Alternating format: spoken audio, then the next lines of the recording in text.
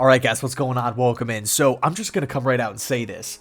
The New York Jets aced the draft. They did. I mean, really, when you take a look at where this team was last season, or really a couple months ago after the season ended, they were coming off of a 2-14 season under Adam Gase. There was so much went wrong last season. I mean, you look at the offensive ranks, 32nd in total yards, 32nd in points scored, 31st in passing yards, 28th in passing touchdowns, 31st in rushing touchdowns, and then to top it all off, we were last, absolute last in points, yards, and plays per drive in the entire NFL. You're not going to win many football games if those are your offensive ranks. It's just that simple, okay? So we needed to make a concentrated effort to not only just get better on the offensive side of the football, but we needed to get a little bit more dynamic. We needed to get more creative. So what do? We got rid of Adam Gase and that whole, the entire coaching staff. We bring in Robert Saleh and Mike LaFleur, and he'll be bringing the Kyle Shanahan system with him over to New York. That's huge. I mean, this is a time-tested system that continues to evolve, right, over the years, and I really can't wait to see Mike LaFleur's spin on it as well. But anyway, we get the coaching staff, we enter free agency, get some awesome pickups. When we're looking at the offensive side, Keelan Cole, Tevin Coleman, Corey Davis, are you kidding me? I think all three of those guys will be key pieces for the Jets offense next season. And then we get to the draft, and let's be honest, there was tons of pressure on Jets general manager Joe Douglas to really get this thing going in the right direction, to right the ship. We look at these offensive ranks that we talked about before, pretty much dead last in every single one, and if we're not dead last, we're bottom 5. Absolutely atrocious. There was tons of pressure on JD to really improve this team, and what happens? He delivers.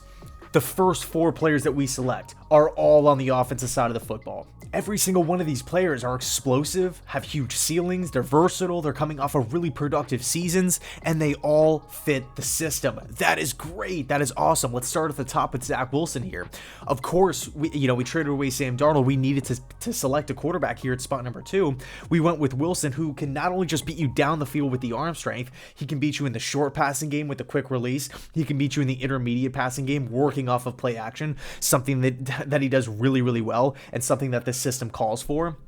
Pinpoint accurate passer. He's mobile, so he can beat you on the ground. He can pick up first downs with his legs. He can extend plays, right? Buy time if the offensive line breaks down. If there's a blitz, he can get outside the pocket and still hurt you, throw across his body. There's so many different things that Zach Wilson brings to the table. The upside is tremendous, okay? Next up is Elijah Vera-Tucker from USC, coming in the building after one of the best seasons for an offensive lineman in the Pac-12 last year. He's great in pass protection, really effective in run blocking. Okay, he's versatile. He can play tackle or guard, safe player, high floor, high ceiling. All of a sudden, we're taking a look at the O-line. If Vera-Tucker does in fact come in and play left guard, not only are we addressing the worst position on the team, interior offensive line, but the whole left side of the O-line with Mekhi Becton and now Vera-Tucker is solid. It's complete for the next 10 years. We have our franchise guys. We have our pillars on the left side of the O-line. Transitioning to round 2, we go with a wide receiver that, quite frankly, should have went in round 1. It's Elijah Moore from Ole Miss, one of the most electrifying players in not just the SEC, but all of CFB.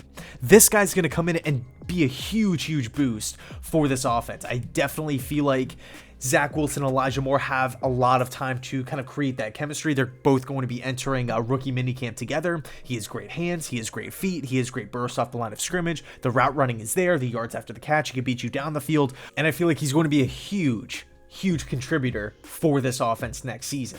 Moving on to round 4, we didn't have any round 3 picks. We go with North Carolina running back Michael Carter.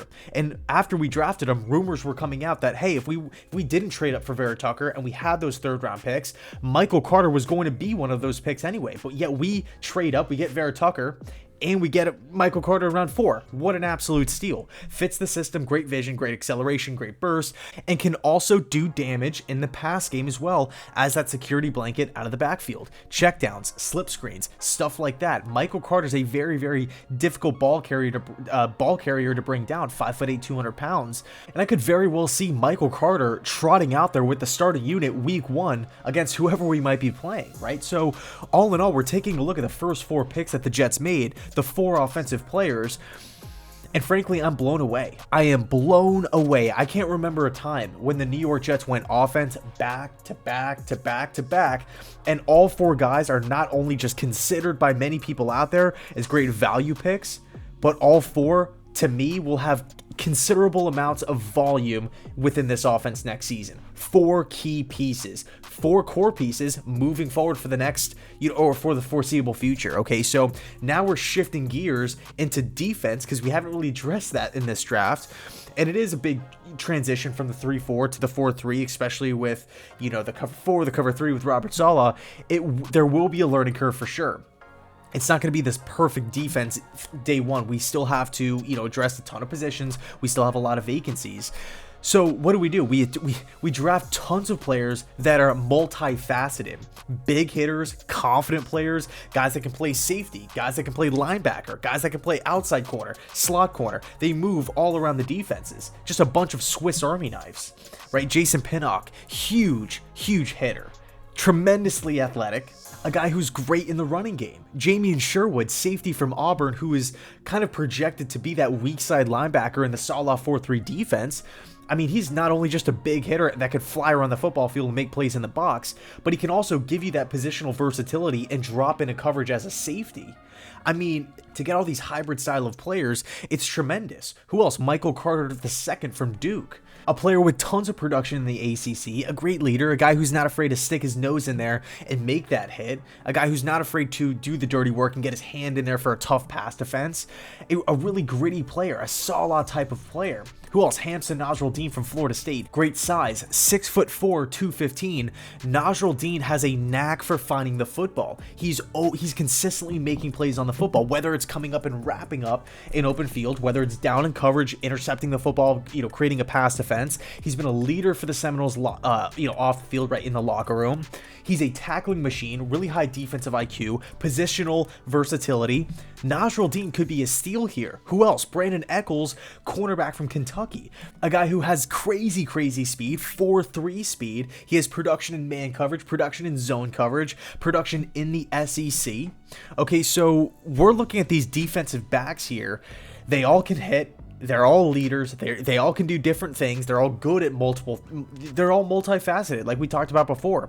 And then to top it all off, we go with a defensive tackle from Arkansas and Jonathan Marshall, a super athletic individual. Razorback fans love this guy. I didn't know too much about him when we drafted him, admittedly, but at the end of the day, after watching a little bit of, some of the stuff that he put together last season and talking to numerous Arkansas fans, I think there's a chance Marshall not only just makes the team, but he can be that rotational piece on the defensive line. So from top to bottom, from the first pick to the last pick, I think Joe Douglas hit an absolute 500-foot home run with this one. And that is why I think the Jets aced the draft. We not only just targeted players of value, right, getting good value. Michael Carter should have went in round 3. Elijah Moore should have went in round 1. We're getting him in round 2. We're getting Michael Carter in round 4. JD viewed Vera-Tucker as a top 10 player in this class, and we're getting him at 14.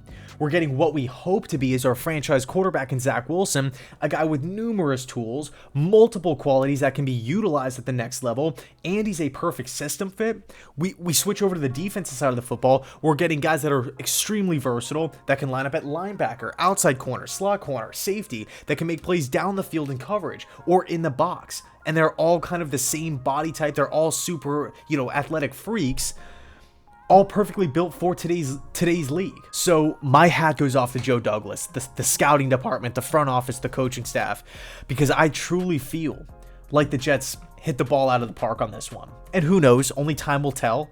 Maybe I'm just looking at this thing, through rose-colored glasses. But I'll say this. I'll say this, okay?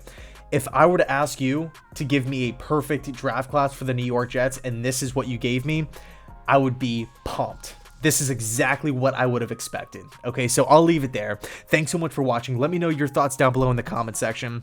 Was this draft up to your standard? Do you think the Jets, are you thinking about this class as highly as I am? Or do you think maybe they missed on a couple guys? Do you think they maybe opted for a position here that they could have went with somebody else? Who knows? There's always so many different, storylines that you can dive into and kind of dissect. It's so much fun. Anyway, thanks so much for watching. And as always, go Jets.